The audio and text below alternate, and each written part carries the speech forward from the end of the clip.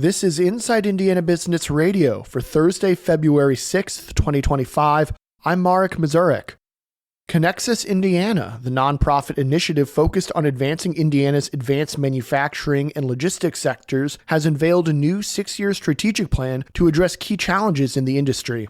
The plan builds on a recent report from the nonprofit that emphasized a need for continued tech adoption and development of talent trained in Industry 4.0 skills to maintain the state's top position in advanced manufacturing and logistics.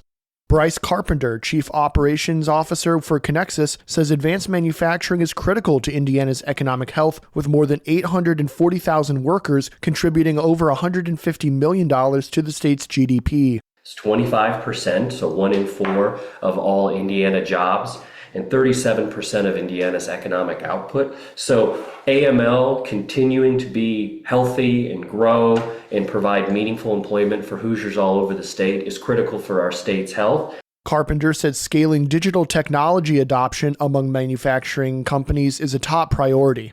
He added Connexus's manufacturing readiness grants have been a big step in that direction. Indianapolis-based Eli Lilly and Company reported fourth quarter earnings early Thursday morning that topped Wall Street expectations, largely driven by sales of blockbuster medications including weight loss drug Mounjaro. For the fourth quarter, Lilly says it earned $4.4 billion. The company reported revenue of $13.5 billion, a sales increase of 45% over the same period a year before. Those results beat analyst expectations by $100 million in revenue, according to Seeking Alpha. For the full year, Lilly reported a profit of $10.6 billion, up 102% from 2023. The company noted some key milestones, including FDA approval of Zepbound for moderate to severe obstructive sleep apnea in adults with obesity, and FDA approval for Omvo, a treatment for Crohn's disease in adults. From the number one source for Indiana business news, this is Inside Indiana Business Radio. To succeed, you need to stay informed. You need to be engaged. And let's face it, you need to set yourself apart from the rest by connecting with a company that brings you the best. Because in today's environment, business is an ever-moving target, and we'll help you chase it. IBJ Media. The best of business is in us. Get started at ibjmedia.com/youngprofessional. BCA Environmental Consultants has doubled its office space in Indiana and plans to add nearly 24 jobs rather than relocate to another state, the company announced Wednesday.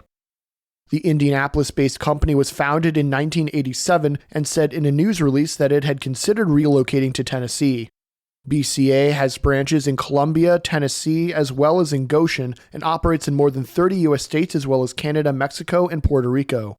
The firm's new office space is 6,400 square feet on Allisonville Road in an office building just north of Kittle's Furniture in the Castleton area on the city's northeast side.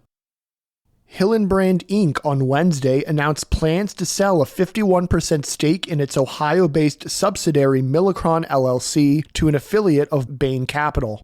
Hillenbrand said the deal is valued at $287 million. Hillenbrand acquired Milacron in 2019 for nearly $2 billion. Milacron makes and distributes systems in the plastics technology industry and is part of Hillenbrand's Molding Technology Solutions business unit, or MTS.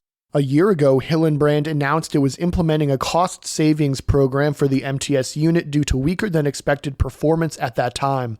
CEO Kim Ryan said in a news release Wednesday that the agreement to divest a majority stake in Milacron reflects a continuation of that restructuring.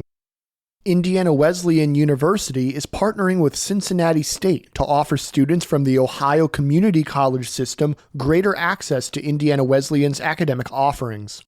In a press release announcing the partnership, IWU said Cincinnati State students will be able to more easily transfer up to 90 credits towards an online Bachelor of Science degree. In addition, students transferring into IWU can get a 15% discount on all online bachelor's and associate to master's programs. The arrangement is similar to one that IWU announced with Ivy Tech in December. Fishers Mayor Scott Fadness is this week's guest on the Business and Beyond podcast with Gary Dick, presented by PNC. A weekly conversation with high-profile Hoosiers in business, sports, entertainment, and beyond. available now from your favorite podcast provider.